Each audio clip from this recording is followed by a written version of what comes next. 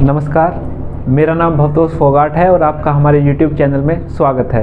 तो आज हम आपको बताएंगे कि 2011 से 2020 के बीच जो आज तक जितने क्वेश्चंस आए हैं संधि विच्छेद के ऊपर, वो सारे हम आपको प्रैक्टिस कराएंगे। तो अब हम शुरू करते हैं। 2020 में पूछा गया संधि विच्छेद का क्वेश्चन, इसके ऊपर अमूमन एक क्वेश्चन हर बार आता है।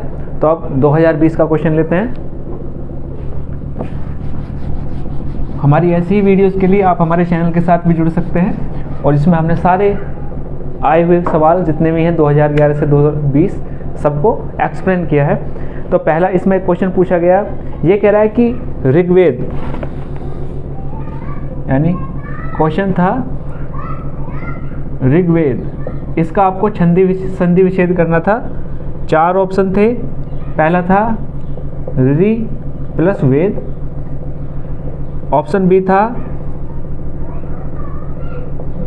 ऋक प्लस वेद, ऑप्शन सी था ऋ प्लस गवेद और चौथा ऑप्शन था ऋग प्लस वेद। तो 4 ऑप्शन आपके पास थे। तो ऋग्वेद, तो हम जानते हैं ऋग्वेद को हम कैसे लिखेंगे, जो सही संधि विच्छेद था वो था ऋक प्लस वेद। तो इसका ऑप्शन था ऑप्शन बी।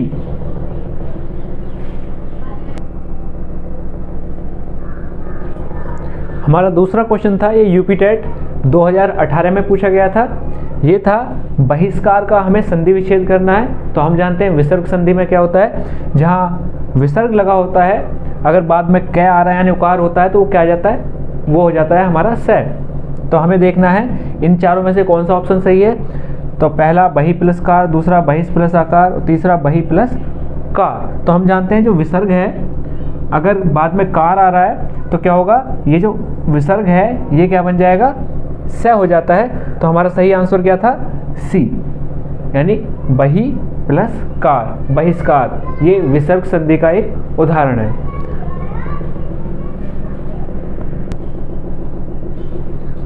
यूपी टेट 2017 का सवाल था, हमें निष्कपट का संधि विच्छेद बताना था।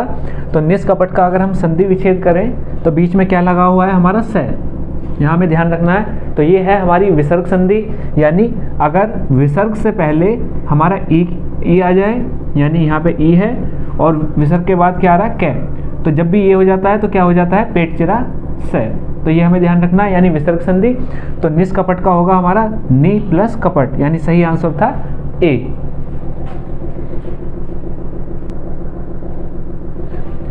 यूपी टेट 2016 में पूछा गया सवाल, इसमें था महोर्मी का संधि विच्छेद क्या होगा। तो अगर हम इनके सारे संधि विच्छेदों को देखें तो पहले की बात करते हैं। तो यहाँ पे क्या है, आ। तो आ यानी आखिरी आ और यहाँ पे ऊ। तो आ और ऊ अगर मिल जाए तो क्या बन जाता है, वो बन जाता है ओ।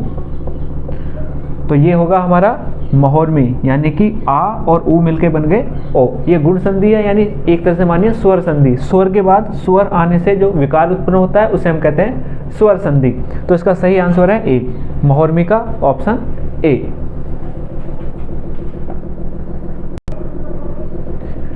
यूपी टेट 2015 का सवाल, इसमें कहा गया सूर्योदय का संधि विच्छेद क्या होगा। तो अगर हम सारे ऑप्शंस को ध्यान से देखें तो यहाँ पे सूर्य यानी कि इसमें क्या है, ए स्वर, और यहाँ पे क्या है, ऊ। तो जब ए और ऊ मिलते हैं तो क्या बन जाता है, ये बन जाता है ओ। यानी ये हमारी गुण संधि, ऐसे मानिए स्वर संधि के अंदर आता है। स्वर के बाद स्वर, एक स्वर के बाद दूसरा स्वर आ रहा है और उसमें विकार उत्पन्न हो रहा है। तो ये हमारा हो गया स्वर संधि और उसके अंदर भी गुण संधि। तो इसका सही आंसर है बी। ये था यूपी टेट 2015 का क्वेश्चन।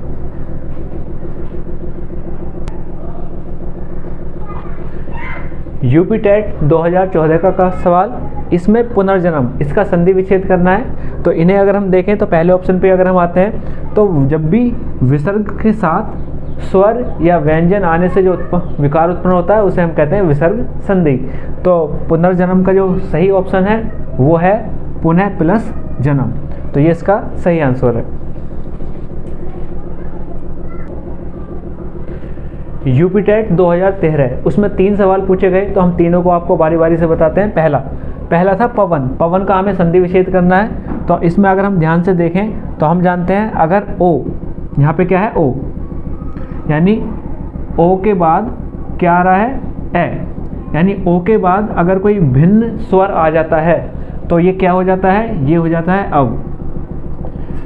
तो यानी इसका सही आंसर होगा सी, पवन, यानी पो प्लस अन। जब भी ओ और ए के साथ मतलब ओ के बाद कोई अलग स्वर आ जाएगा तो क्या हो जाएगा अव। तो इसका सही आंसर है सी। दूसरा पुनर्जन्म, इसमें अगर हम देखें तो हम जानते हैं विसर्ग के बाद अगर स्वर या व्यंजन आते हैं तो उसमें जो विकार उत्पन्न होता है उसे हम कहते हैं विसर्ग संधि। तो इसका सही आंसर होगा सी, पुनर्जन्म का पुनः प्लस जन्म। अब तीसरे पे आते हैं इत्यादि, यानी इसमें पूछा गया है ये कौन सी संधि है। तो इत्यादि का अगर हम संधि विच्छेद करें तो ये बनता है इति प्लस आदि। तो अगर हम यहाँ पे देखते हैं स्वर, तो यहाँ पे हमारा स्वर है छोटी ई और यहाँ पे है हमारा आ। तो जब भी बड़ी ई के बाद कोई भिन्न स्वर आ जाता है बड़ी ई के अलावा, तो उसमें वो क्या बन जाता है, तो ई को हम बना देते हैं ये। तो ये हमारी यण संधि है और सही आंसर है ए, यानी स्वर संधि के अंदर आता है। तो ये थे 2013 के क्वेश्चन।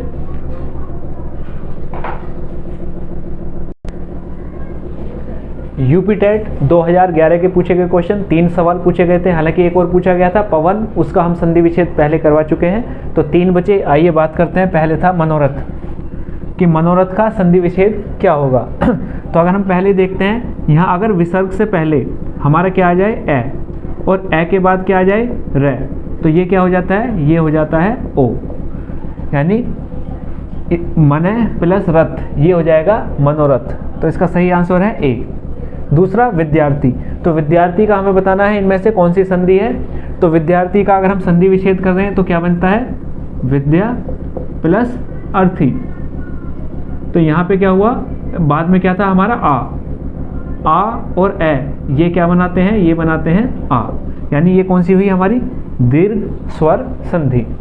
तीसरा आता है हमारा दिग्भ्रम, इसमें हमें बताना है कौन सी संधि है। दिग्भ्रम को हम देखें तो इसका संधि विच्छेद क्या होगा, दिक् प्लस भ्रम, यानी स्वर के बाद व्यंजन आने से जो उसमें विकार उत्पन्न होता है उसे हम कहते हैं व्यंजन संधि। तो हमारा सही आंसर है बी। तो ये थे सवाल जो 2011 से 2020 के बीच आप पूछे गए थे संधि विच्छेद से रिलेटेड। तो जितने भी क्वेश्चंस हैं प्रीवियस ईयर्स क्वेश्चन 2011 से 2020 के लिए, उन्हें जानने के लिए आप हमसे बने रहिए। हमारा चैनल ज़रूर सब्सक्राइब कीजिए, अपने दोस्तों को हमारी वीडियो शेयर कीजिए। तो इस वीडियो में इतना ही, धन्यवाद।